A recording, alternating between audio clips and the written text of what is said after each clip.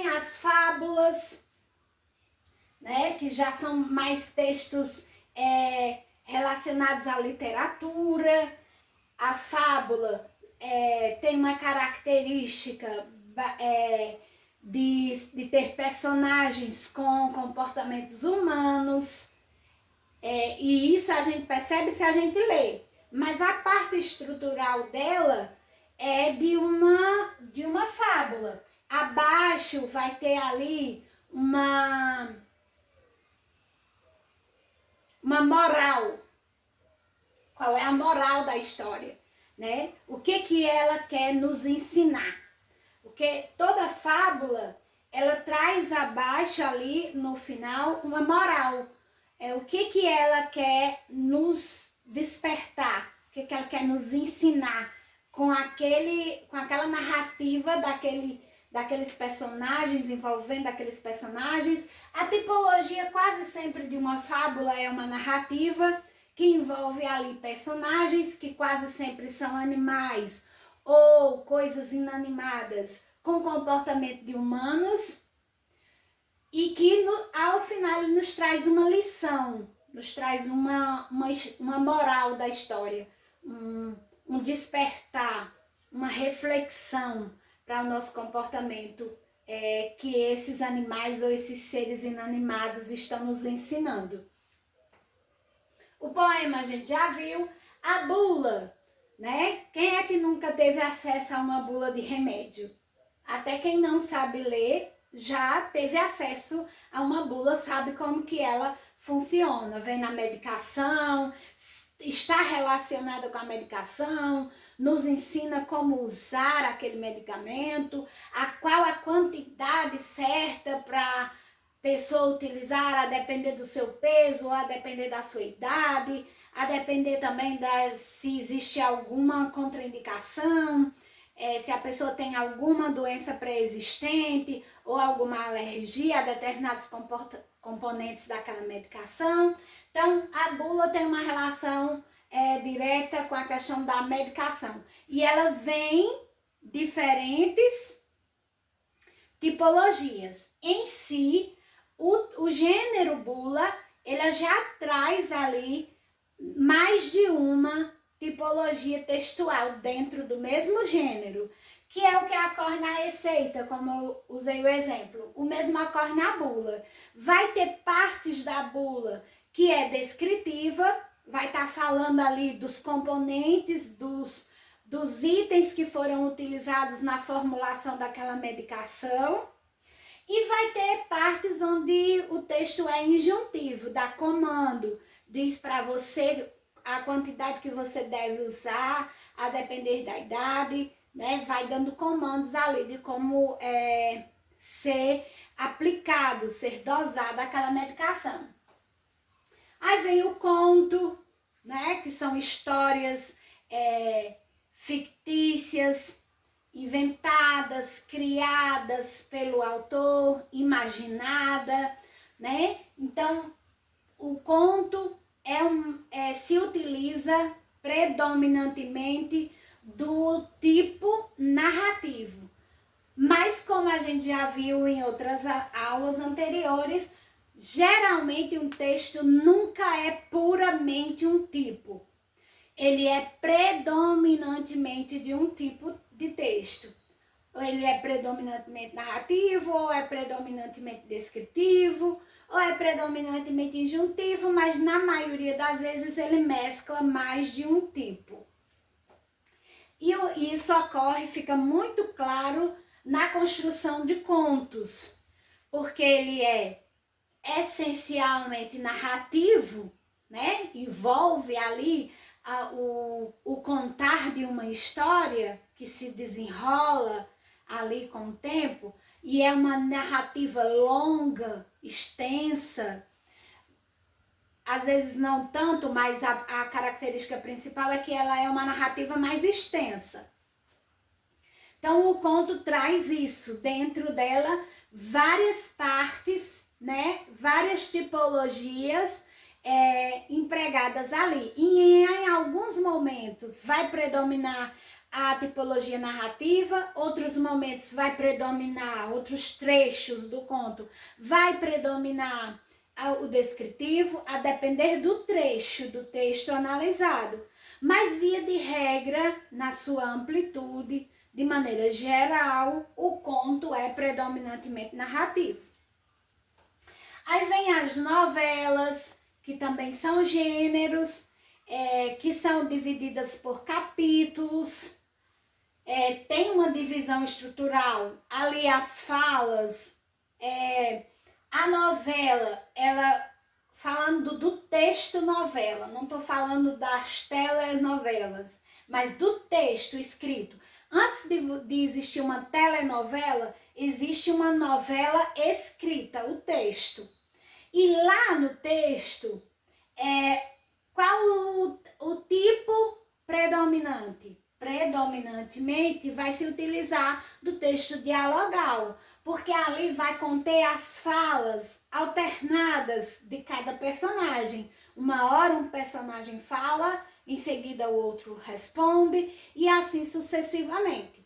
Então, predominantemente a novela utiliza-se do tipo dialogal, mas não impede de haver momentos ali no texto descrevendo a cena, até para que o produtor da novela tenha maiores detalhes, consiga preparar a cena da maneira mais próxima do que o escritor deseja, certo? Então, vem alguns pontos ali em que é descrita a cena, que o escritor quer que seja montada, aquele cenário, a descrição vai falar também muitas vezes do comportamento e das características físicas do personagem, e aí o produtor vai tentar caracterizar esse personagem, trazer roupas, cortes de cabelo, estilo, que deixe esse personagem o mais próximo do que o escritor da novela deseja.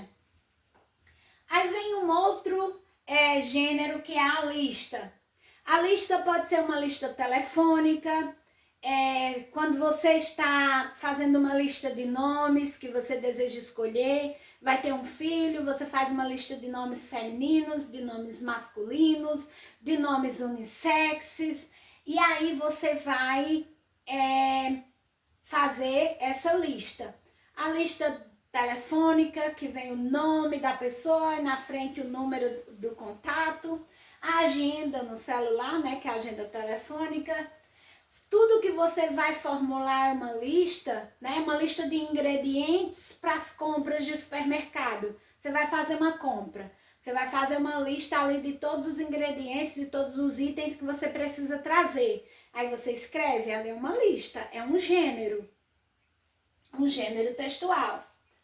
A propaganda, que se utiliza muito, né, de textos, de imagens, pode ser a propaganda televisiva, pode ser a propaganda por outdoor, por painéis, e posts no Instagram, no Facebook. Então, há ali um cenário, uma questão visual que chama a atenção do receptor dessa mensagem. A propaganda, ela tem muito disso, de captar, é um dos gêneros que melhor nos traz a questão do visual, a questão externa do gênero, que ele deseja despertar o leitor, chamar a atenção do leitor para o que está sendo dito. E a propaganda é a que melhor representa esse aspecto do gênero. Traz ali imagens muito bonitas, né? Letras, palavras num formato que nos chama a atenção, com cores que nos chama a atenção. Então, a propaganda é um desses exemplos. Aí vem o romance, que embora parecido com um conto, tem suas peculiaridades, também é predominante, utiliza-se predominantemente do tipo narrativo, mas, como falei, acontece a mesma coisa nos contos, né? Porque o romance ele já pode ser real ou fictício. O conto, via de regra, é fictício. Mas o romance, ele pode ser baseado numa história real ou pode ser baseado numa história inventada da cabeça do autor, do escritor. O artigo, aqui digo o artigo científico, certo? Que traz ali no seu corpo, no seu conteúdo, na parte interna, a tipologia essencialmente dissertativa expositiva. O artigo científico ele procura trazer bases científicas, fatos comprovados, busca formar o conhecimento do leitor, trazer informações, agregar informações, acrescentar conhecimento a esse leitor a partir de informações científicas, de fatos que são verificáveis. Então, a gente viu aqui alguns exemplos de gênero textual e que o gênero se utiliza da tipologia textual.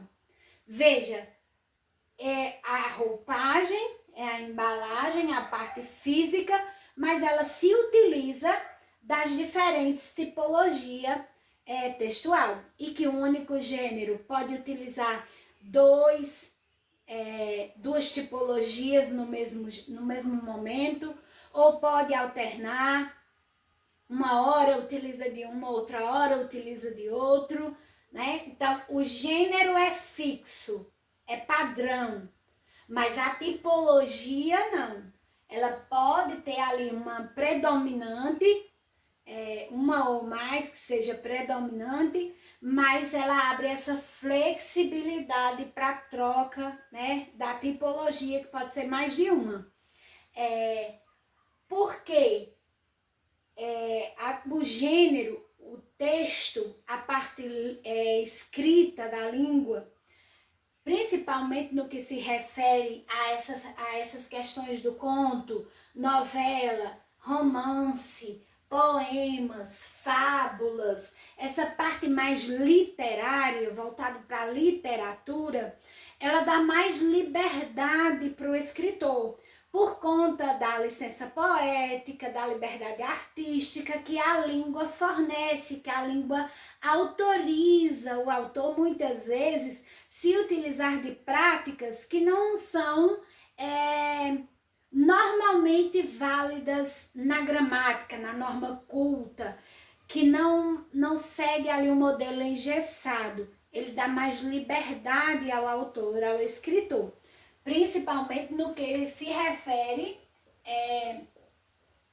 a esses gêneros em que o escritor tem mais liberdade.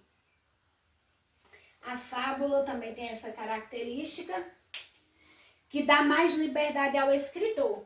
Já outros gêneros, eles são mais padrão, ali, mais engessado, que não dá muita liberdade para o autor.